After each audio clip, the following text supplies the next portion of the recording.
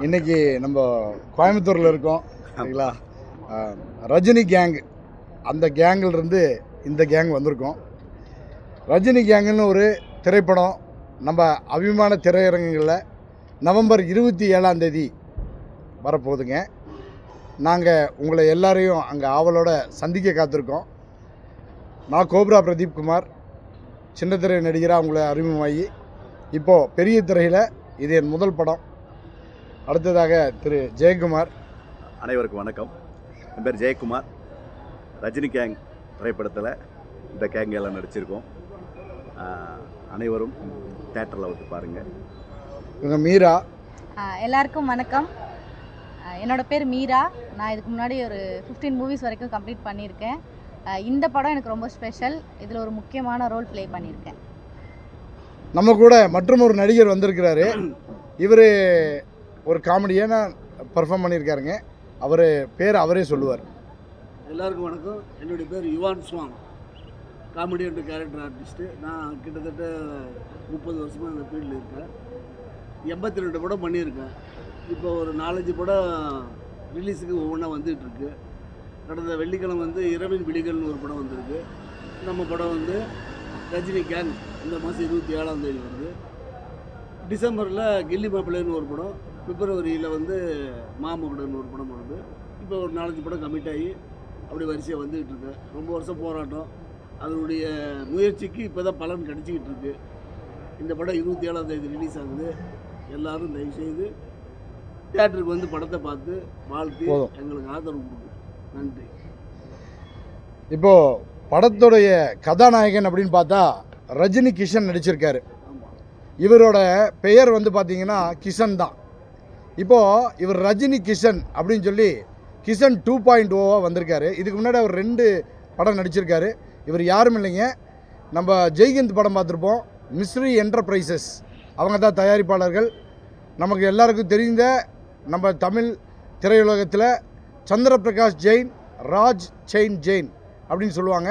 அந்த சகோதரர்களில் இளைய சகோதரருடைய மகன்தான் திரு ரஜினி கிஷன். அவர் கிஷன் வந்து ரஜினி கிஷன் ஆனதுனால இந்த கேங்கு ரஜினி கேங்காக மாறிடுச்சு. இதோட மெயின் கேங் அப்படின்னு பார்த்தீங்கன்னா இதில் அண்ணன் முனிஷ்காந்த் அண்ணன் நடிச்சிருக்காங்க. ஒரு முக்கியமான கதாபாத்திரத்தை நடிச்சிருக்காங்க. அது மட்டும் இல்லை, பார்த்தீங்கன்னா நம்ம மொட்டை ராஜேந்திர அண்ணன் நடிச்சிருக்காங்க. அதுக்கப்புறம் நம்ம கல்கி, கூல் சுரேஷ் அண்ணன் நடிச்சிருக்காங்க. இங்கே வந்து ஒரு பெரிய நகைச்சுவை பட்டாளமே இருக்குது. அதாவது கலகலப்புக்கும் என்டர்டெயின்மெண்ட்டுக்கும் நாங்கள் கேரண்டி. கண்டிப்பாக சொல்லலாம்ல? கண்டிப்பாக சொல்லலாம். வரவங்க கண்டிப்பாக வயிறு குழுங்க சிரிக்கலாம், சிரிச்சுட்டு போகலாம். ஏன்னா இது காமெடி மட்டும் இல்லை, இதில் கொஞ்சம் ஹாரரையும் மிக்ஸ் பண்ணி கொடுத்துருக்காரு. யார்? நம்ம டைரக்டரு ரமேஷ் பாரதி சார். ஆமாம், ரமேஷ் பாரதி சார் வந்து மிக அழகாக பண்ணியிருக்காரு. முக்கியமாக ஒரு விஷயம் சொல்லுங்க, இந்த படம் வந்து 25 நாளில் ஷூட்டிங் கம்ப்ளீட் பண்ணப்பட்டது. இது வந்து ஒரு மிகப்பெரிய ஒரு விஷயம். தயாரிப்பாளர்கள் மத்தியில் என்றைக்கும் நல்ல விதமாக பேசப்பட்டுருக்கு. 25 நாளில் இது இந்த மாதிரி ஒரு இயக்குனர் வந்து கிடச்சிருக்கிறது வந்து நம்மளுடைய தமிழ் திரையுலகுக்கு ஒரு வரப்பிரசாதம்னு நம்ம சொல்லலாம், இல்லைங்களா? கண்டிப்பாக. அது மட்டும் இல்லை, திவிகா அப்படின்னு சொல்லிட்டு இவங்க ஒரு மலையாள இண்டஸ்ட்ரியிலேருந்து வந்திருக்கக்கூடிய நடிகை. இது அவங்களுக்கு தமிழில் முதல் படம். அவங்களும் இதில் முக்கியமான ரோல் பண்ணியிருக்காங்க, கதாநாயகி. இவங்க மீரா இருக்காங்க இல்லையா, இவங்க கதாநாயகி இல்லை, ஆனால் கதையின் நாயகியாக பண்ணியிருக்காங்க, இல்லைங்களா? இதுக்கு முன்னாடி கதாநாயகியாக படங்கள் பண்ணியிருந்தாலும் இதில் வந்து இந்த ஸ்டோரிக்காக கதையின் நாயகியாக பண்ணியிருக்கேன். என்னோட ரோல் வந்து ரொம்ப இன்ட்ரெஸ்டிங்காக இருக்கும்னு சொல்லி டைரக்டர் சார் சொன்னாங்க. அண்ட் இந்த படத்தில் நீங்கள் பண்ணீங்கன்னா உங்கள் ரோல் வந்து எல்லார் மத்தியிலையும் இவங்க தானான்ற அந்த பேசப்படும் அப்படின்ற ஒரு விஷயத்த சொன்னனால இந்த ரோலை நான் எடுத்து பண்ணேன். நம்ம கேமராமேன் சார். ஆமாம், கண்டிப்பாக சொல்லணும். அதாவது இவர் இந்த கனவு வந்து மெய்ப்படும்னு சொல்லுவாங்க, the dream comes true moment. அந்த மாதிரி ஒரு விஷயந்தான் ரமேஷ் பாரதி டைரக்ஷனில் அந்த குரூ இருக்கு இல்லைங்களா, அவர் மட்டும் இல்லை 24 மணி நேரமும் ஒர்க் பண்ணாங்க. குறிப்பாக சொல்லணும்னா நம்ம கேமராமேனாக இருக்கட்டும், திரு சதீஷ்குமார் சாராக இருக்கட்டும், அல்லது நமது எடிட்டராக இருக்கட்டும், இவங்கெல்லாம் வந்து அப்படி ஒரு டெடிக்கேட்டடாக ஒர்க் பண்ணதுனால தான் 25 நாளில் இது வந்து பாசிபிளாக ஆச்சுங்க. எல்லாருமே லைக் மைண்டட் பீப்புளு, ரொம்ப அழகாக பண்ணியிருக்காங்க. சூப்பராக வந்திருக்கு. கியூப் போயிட்டு வந்துருச்சு, சென்சார் வாங்கியாச்சு. ரொம்ப சிறப்பாக வந்திருக்கு படம். எல்லோரும் ஹாப்பி. இந்த மாதிரி ஒரு ஹாப்பியான சந்தோஷமான தருணத்தை தான் உங்கள் கூட பத்திரிகையாளர்களுக்கான, அதாவது நமது நாட்டின் 4வது தூணான நமது ஊடகத்துக்கும் பத்திரிகையாளர்களுக்கும் ஷேர் பண்ணிக்கிறோன்றக்காக தான் நாங்கள் இன்றைக்கி இங்கே கூடியிருக்கோம். உண்மையிலேயே உங்கள் அன்புக்கும் ஆதரவுக்கும் நன்றி. நீங்கள் இந்த படத்தை வந்து நல்ல விதமாக மக்கள்கிட்ட கொண்டு போய் சேர்க்கணும்னு நாங்கள் வேண்டி கேட்டுக்கிறோம். வேறு இந்த படத்தை பற்றி என்ன சொல்லணும் அப்படின்னு, மியூசிக் டைரக்டர். ஆமாம், மியூசிக் டைரக்டர், எடிட்டரு. அதாவதுங்க மியூசிக் டைரக்டர் ஒரு யூத். அவர் வந்து யூத்தோட பெப்பி நம்பராக ஒரு 3 பாட்டு வைரல் ஆகிடுச்சுங்க. ஆல்ரெடி வைரல் ஆகிடுச்சு. இன்றைக்கி வந்து ரீல்ஸ் பண்ணிகிட்டு இருக்காங்க. ஒரு பாட்டு வந்து பார்த்தீங்கன்னா, என்ன பாட்டுமா? சோக்கு நட சுந்தரியன்னு சொல்லிட்டு ஒரு சாங்கு செம்ம ட்ரெண்டிங் ஆயிடுச்சு, வைரல் ஆயிடுச்சு. இன்ஸ்டாகிராமை திறந்தாலே ரீல்ஸ் தான். ஜிவி பிரகாஷ் சார் இதை பாடியிருக்காங்க. ஸோ ரொம்ப நல்லா வந்திருக்கு. அது மட்டுமா ட்ரெண்டிங் ஆயிருக்கு, இன்னொரு சாங் கூட ட்ரெண்டிங் ஆயிருக்கு. பேய் குத்து. சரிங்களா? பேய் குத்துன்னு ஒரு தர்ம குத்திருக்காங்க. சரிங்களா? பாடினது யாருன்னா நம்ம ஆண்டனி தாசன் பாடியிருக்காங்க. இன்னொரு பாட்டும் ஒன்று இருக்கு. அது ஒரு ரொமான்ஸான பாட்டு. அது ஹீரோக்கும் ஹீரோயினுக்கான சமாச்சாரம். அது அவங்க எங்களுக்கு அது சம்மந்தம் இல்லை. அதனால அவங்க ஹீரோயினுக்கும் ஹீரோக்கான ரொமான்டிக் சாங்கு. ஸோ எங்களுக்கு சம்மந்தம் இல்லாதனால அது எங்களுக்கு தெரியாது. பட் அந்த சாங்குமே செம்ம ட்ரெண்டிங் வைரலாக போயிட்டுருக்கு. வியூஸும் நல்லா போயிட்டுருக்கு. கண்டிப்பாக நீங்களும் பாருங்கள். கண்டிப்பாக உங்களோட வியூஸும் வேணும். கண்டிப்பாக நவம்பர் 27ஆம் தேதி இங்கே குழுமி இருக்கக்கூடிய ஊடக நண்பர்கள் எல்லாரும் நீங்களும் எங்கள் கூட படம் பார்க்க வரணும்னு நாங்கள் ஆவலாக எதிர்பார்க்குறோம். 27ஆம் தேதி நம்ம ஃபஸ்ட் டே ஃபஸ்ட் ஷோ வந்து சென்னையில் பார்ப்போம். அது எல்லாருமே கலைஞர்கள், வளர்ந்து வர கலைஞர்கள் பண்ணுறது. 28ஆம் தேதி கோயம்புத்தூரில் நான் இருப்பேன். எங்கள் கூட நீங்கள் இருக்கணும்னு நாங்கள் ஆசைப்பட்றோம். இது 150 தேட்டரில் ரிலீஸ் ஆகுது. இது வேர்ல்டு வைடு ரிலீஸ் ஆகுது. இந்த படம் ஒரு சின்ன படம் அப்படின்றத தாண்டி இதை வந்து பிரம்மாண்டமாக பண்ணியிருக்காங்க.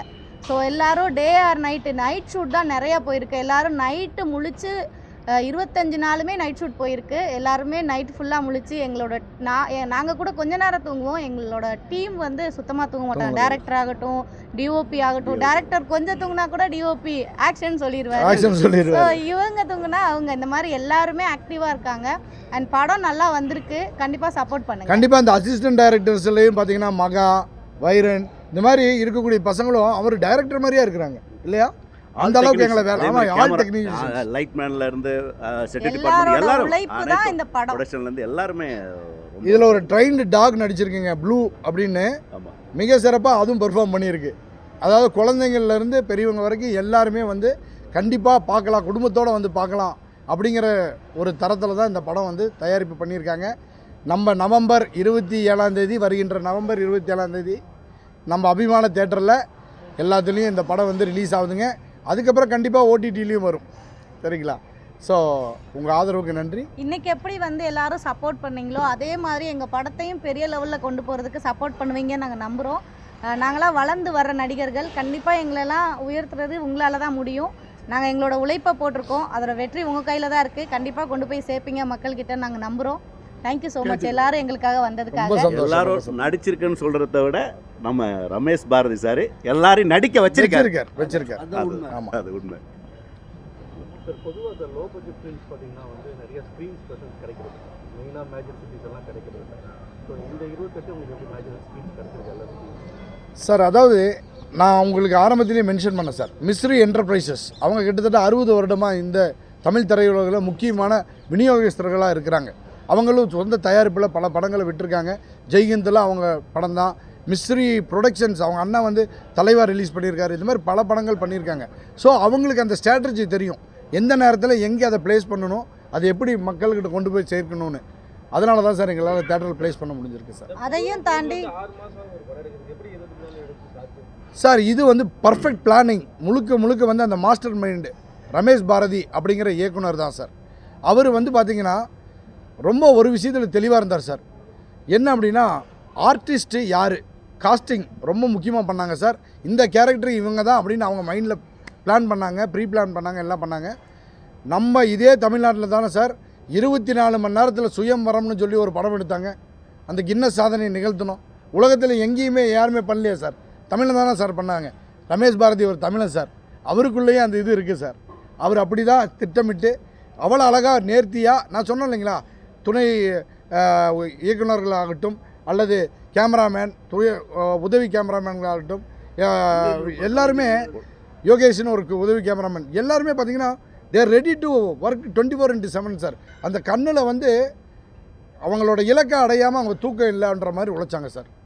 அதனால தான் அது பாசிபிள் ஆச்சுங்க சார் 25 நாள். இந்த ரீரிலீஸ் படத்துக்கு வந்து ஸ்க்ரீன்ஸ் வந்து அதிகமாக ப்ரெசன்ஸ் கொடுக்குறாங்க. இப்போ இந்த மாதிரி நியூ படத்துக்கு வந்து கொடுக்குறது கிடையாது. இப்போ இந்த வீக்கே பார்த்தீங்கன்னா ரிலீஸ் பண்ணதுல அட்டகாசம் சார். ஸோ இந்த மாதிரி உங்களுக்கு காம்படேட்டாக நிறையா இதாகும் சார். கண்டிப்பாக நீங்கள் சொல்கிறது உண்மை தான் சார். இன்றைக்கி என்ன நடந்துகிட்டு இருக்கோ அதை நீங்கள் வந்து ஃபேக்டாக பேசுகிறீங்க சார். எங்களுக்கு தெரிஞ்சு சார், இப்போ ஒவ்வொருத்தருமே ஒவ்வொரு தனி இதிலிருந்து வந்தவங்க. இப்போ ஜெயக்குமார் எடுத்துக்கிட்டிங்கன்னா இவருக்குன்னு ஒரு ரசிகர் கூட்டம் இருக்குது சார். ஆல்ரெடி இவரும் பல படங்கள்லேயும் சின்ன திரையிலையும் நடிச்சிட்டு இருக்காரு. அவருக்குன்னு ஒரு ரசிகர் கூட்டம் இருக்குது. இப்போ என்னையும் வந்து பார்த்திங்கன்னா சரவணன் மீனாட்சியில் முதற்கொண்டு தொடர்ந்து ஒரு 6 ப்ராஜெக்ட் வந்து நம்ம கோவை மண்ணின் மைந்தனாக பெருமையாக சொல்லுவேன். உங்களோட ஆதரவோடு தான் சார் நான் விஜய் டிவியில் கலக்க போவது நீங்களும் ஆகலாம் விஜய் ஸ்டார்ஸ் அப்படிங்கிற ஆடிஷனில் கலந்துக்கிட்டேன் சார். 65,000 பேர் கலந்துக்கிட்ட அந்த இதில் வெறும் 44 பேர் செலக்ட் ஆனாங்க சார். அந்த 44 ஒருத்தன் சார் நான். அழகுச்சந்திரன் துரையப்பா அப்படிங்கிறது மூலமாக சரவணன் மீனாட்சியில் கவினுக்கு வில்லனாக அறிமுகமான சார், மருதுன்ற கதாபாத்திரத்தில். சரிங்களா சார். அதுக்கப்புறம் ஈரமான ரோஜாவேன்னு ஒன்று பண்ணேன். அதுக்கப்புறம் தேன்மொழி பிஏ பண்ணேன். அப்புறம் கனாக்கானம் காலங்கள் சீசன் 3. அங்கே தான் எங்கள் டைரக்டர் ரமேஷ் பாரதியை சந்தித்தேன் சார். அங்கேருந்து தான் எங்களுக்கு இந்த வாய்ப்பு கிடச்சிது. அவருக்கு தெரியுது சார், இந்த கேரக்டரை இந்த இடத்துல நம்ம யூஸ் பண்ணணும், டைம் வேஸ்ட் பண்ண மாட்டான், எவ்வளோ டெடிக்கேட்டடாக இருப்பான், ஆர்டிஸ்ட்ன்றது அந்த பந்தா கிடையாது சார். இப்போ மொட்டை ராஜேந்திரன் அண்ணனை பார்த்தீங்கன்னா கேரவனே கொடுத்தாலும் அவர் கேரவனில் இருந்து நாங்கள் பார்த்ததில்லை. கேரவனில் இருந்து அவர் பார்த்ததில்லை. ரொம்ப down to earth person sir. அந்த மாதிரி நாங்கள் பார்த்துருக்கோம். இன்ஃபேக்ட் எங்களுக்கு எல்லாருக்குமே கேரவன் கொடுத்தாங்க சார். நாங்கள் ஒரு புது நடிகர்கள் அப்படின்னு சொல்லி இல்லாமல் எல்லாருக்குமே ரொம்ப ட்ரீட் பண்ணாங்க. அது மாதிரி ட்ரீட் பண்ணாங்க. ஒரே ஒரு விஷயம் தான் சார், மிஸ்ரி என்டர்பிரைசஸ்ங்கிறதுனால நாங்கள்லாம் என்னதான் பியூர் நான்வெஜ்ஜாக இருந்தாலும் வெஜ்ஜு தான் சார் கடைசி வரைக்கும் கிடச்சி. இல்லை வெஜ்ஜு கிடைச்சாலும் நம்மளுக்கான ஃபெசிலிட்டிஸில் எந்த குறையும் வைக்கல. எங்களோட சம்பளம் ஆகட்டும், எங்களுக்கான எல்லா ஃபெசிலிட்டிஸுமே எல்லாருக்குமே ஈக்குவலாக தான் பார்த்தாங்க. சீனியர் ஜூனியர் இவங்க பெரிய ஆர்டிஸ்ட் அந்த மாதிரி எந்த இதுவுமே கிடையாது. எல்லாரையும் எங்கள் ப்ரொடியூசரும் சரி, எங்களோட எல்லா டெக்னீஷியன்ஸும் சரி, எங்கள் எல்லாருமே ஈக்குவலாக தான் எங்களை பார்த்துக்கிட்டாங்க. ஸோ அதுக்கு எல்லாருக்கும் நாங்கள் தேங்க் பண்ணிக்கிறோம் சார்.